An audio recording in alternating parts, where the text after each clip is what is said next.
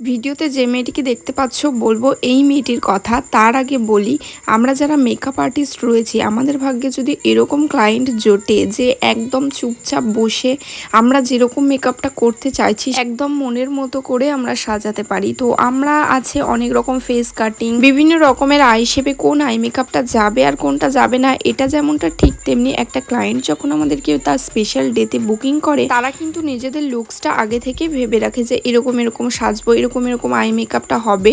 তো ইমাজিনেশনটা ঠিক ওইভাবে আমরা দেওয়ার চেষ্টা করি। মানে পুরো ভিডিওর মধ্যে আমি এটাই মেসেজ দেওয়ার চেষ্টা করছি যে ওই যে মেকআপ করার মাঝে বারবার দেখা কীরকম হচ্ছে কি হচ্ছে না। আমি এটাই বলবো, তোমরা যখন কোনো মেকআপ আর্টিস্টকে বুকিং করছো তো তোমরা অবশ্যই নিজেদের লুকসটা আগে দিয়ে রাখবে, তোমাদের কীরকম কি প্রেফারেন্স রয়েছে।